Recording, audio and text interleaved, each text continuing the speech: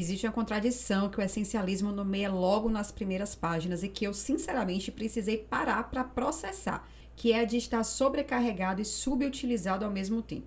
Ocupado demais para estar pensando e, ao mesmo tempo, com a sensação de que todo esse movimento não está te levando a lugar nenhum. Então, se você não me conhece, eu sou Rose Torres, especialista em neurociências do comportamento, e esse é o terceiro vídeo do nosso Clube do Livro de 2026. E o livro desse vídeo é O Essencialismo, do Greg McKeown. McKeown é um consultor de liderança e estratégia e passou anos estudando uma questão que me parece um tanto quanto urgente. Por que pessoas inteligentes acabam fazendo escolhas equivocadas? Por que será que a gente prefere usar muito pouco da capacidade que a gente tem? Então, a tese central do livro ela é bem direta. Fazer menos, porém melhor. E não como uma espécie de slogan, mas como um sistema de decisão. E esse vídeo de hoje vai funcionar de uma forma um pouquinho diferente dos outros do clube. O essencialismo ele não entrega só respostas fáceis, ele entrega perguntas, e perguntas que, se você responder com muita honestidade, vão acabar revelando quanto do que você está fazendo não deveria estar ali. Então, o que eu vou fazer aqui hoje é destrinchar o livro pelas suas 4 partes, que é essência, explorar, eliminar e executar. Indo fundo onde vale a pena ir fundo e avançando mais um pouco quando o livro realmente avança. Bom, e a primeira parte do livro é chamada de essência. E ela responde uma pergunta que parece meio óbvia, mas na verdade não é. O que é de fato ser essencialista? Então, McKeown define como uma frase que eu grifei assim que eu li. Essencialismo não é fazer mais em menos tempo, é fazer menos e fazer certo. É aquela busca disciplinada por menos. E isso pode até parecer simples, mas é exatamente aí que o problema mora. Porque, sinceramente, a maioria das pessoas da nossa geração meio que foi treinada para o oposto. Para ao dizer sim, para dizer eu posso fazer isso também, para abraçar todos os problemas do mundo, para ter a agenda cheia como um símbolo de produtividade. E o livro ele vai justamente na direção contrária.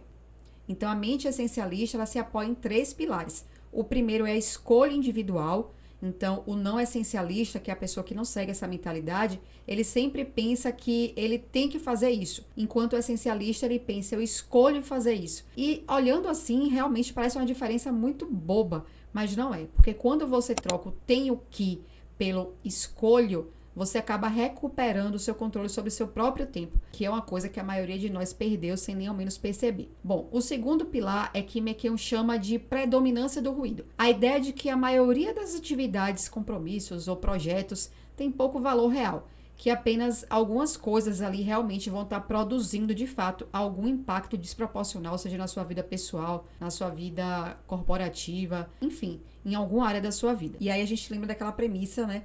Que às vezes nem tudo é importante e que na verdade quase nada é. E o terceiro pilar é o mais difícil de aceitar, que é a renúncia. Então você não pode ter tudo, você não pode fazer tudo. E isso acaba gerando um certo desconforto na gente. E o essencialista ele não pergunta como eu faço para tudo funcionar. Ele na verdade pergunta qual problema eu quero.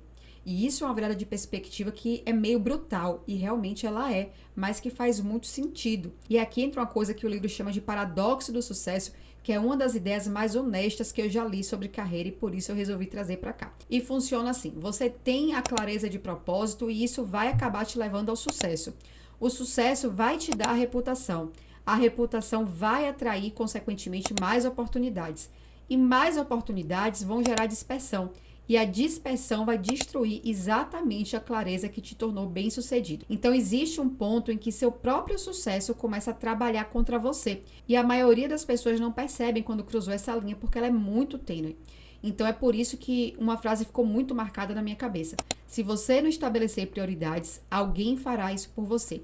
É simples e é uma das coisas mais verdadeiras que eu já li. E tem uma imagem que o McKeown usa que eu quis trazer muito aqui, porque ela é muito precisa. Então, imagina que você está avançando 1 milímetro em 1000 direções ao mesmo tempo.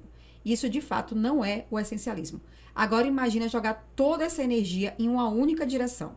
Então, a distância que você vai percorrer é completamente diferente. E eu precisei viver isso para conseguir entender. Então, há algum tempo, eu estava envolvida com um projeto grande que consumia muito tempo, muita energia, muita atenção. E quando eu parei para me perguntar o que esse projeto estava me dando de volta, a resposta bem honesta foi nada que fosse na direção do que eu realmente quero construir. E sair dali não foi fácil, mas foi extremamente necessário. E o que eu percebi depois é que a energia que estava sendo drenada naquele projeto começou a ir para onde de fato importa, que é o que eu quero construir. e é provável que você também precise aí revisitar os seus projetos. Mas entrando agora na segunda parte do livro, que se chama Explorar, ele começa com a premissa que vai contra tudo que a cultura da produtividade prega. Antes de escolher, você precisa criar espaço para ver. E isso é muito contraintuitivo, porque a maioria das pessoas, de novo, está ocupada demais para pensar. E o livro argumenta que essa ocupação constante é exatamente o que impede você de identificar o que realmente importa. Então você não consegue discernir o essencial do trivial quando você está nesse modo de resposta intenso o tempo todo. Essa parte do explorar, ela é dividida em alguns movimentos. E o primeiro é escapar. Criar espaço físico e mental simplesmente para você pensar.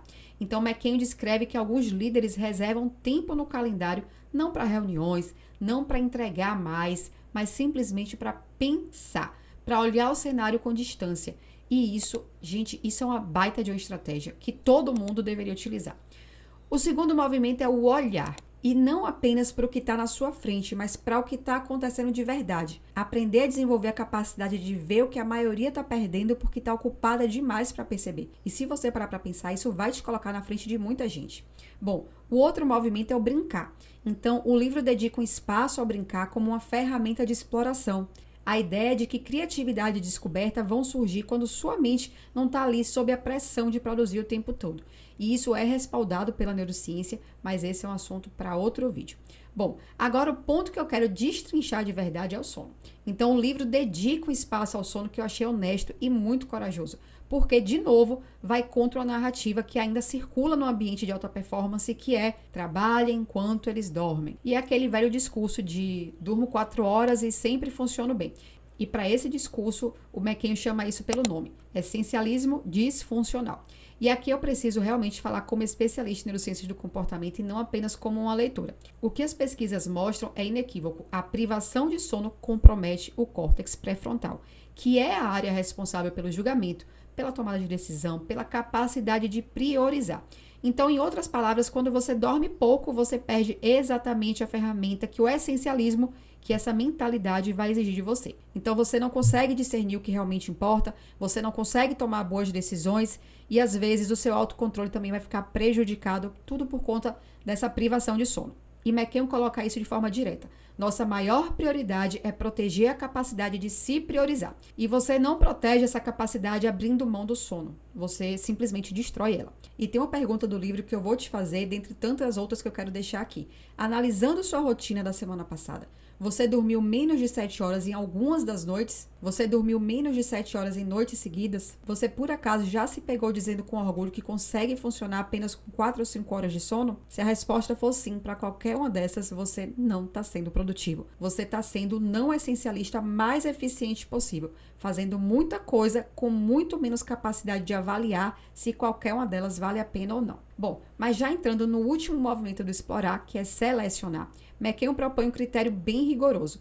Se não for um sim, claro, é um não. Não é um talvez, não é um vou ver, não é um pode ser interessante. A ausência de entusiasmo genuíno já é informação suficiente para você estar recusando aí qualquer coisa. Agora a gente vai entrar na terceira parte do livro, que é eliminar. E é aqui que o livro para de ser teórico e começa a ser um pouco desconfortável. Eliminar não é organizar melhor, é simplesmente cortar. E cortar vai exigir uma pergunta que o livro sugere que eu achei cirúrgica. Se eu ainda não tivesse esse compromisso, o quanto eu me esforçaria para assumir ele agora? Se a resposta não for super entusiasmada, a resposta é realmente não. Você não tem que inventar de abraçar esse projeto. E McKeown, desde o começo do livro, ele usa uma metáfora que é a metáfora do armário. Então, um armário que nunca é organizado vira cemitério de coisas que você simplesmente não usa. E a vida funciona da mesma forma. Compromissos assumidos sem critério que vão se acumulando até o ponto em que você não consegue mais enxergar se aquilo de fato realmente importa para você ou não. E tem outra frase do livro que eu quero deixar aqui também. Só é realmente livre aquele que sabe estabelecer limites. Então isso não é sobre ser difícil, isso não é sobre você ser mal educado, não é sobre você recusar pessoas.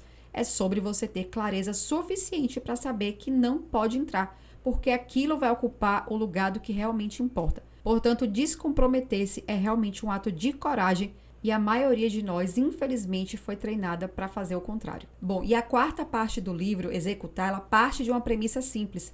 Quando você eliminou o que não é essencial, executar vai ficar quase sem esforço. E não porque ficou mais fácil, mas porque a energia que estava ali dispersa, agora ela tem direção.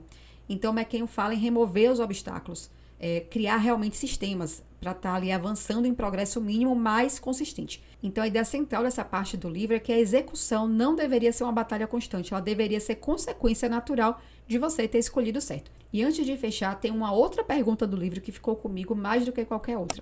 O que aconteceria se você conseguisse identificar a única coisa que poderia fazer para dar sua contribuição máxima? A maioria das pessoas nunca responde essa pergunta de verdade. E não porque elas não saibam a resposta, mas porque responder ela exige encarar tudo o que você está fazendo que não é aquilo essencial. Então, no fundo, o essencialismo ele não é um sistema de produtividade, apesar de te ajudar a ser mais produtivo. Ele é uma escolha sobre como você quer gastar o tempo que você tem.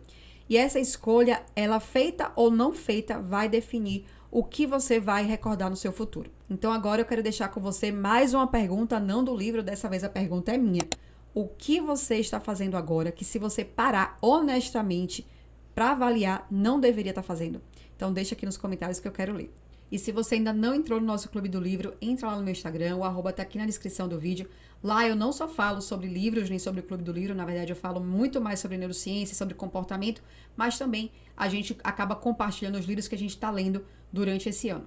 E inclusive o próximo livro também vai ser do Greg McKeown, que é o Sem Esforço, e eu te espero lá.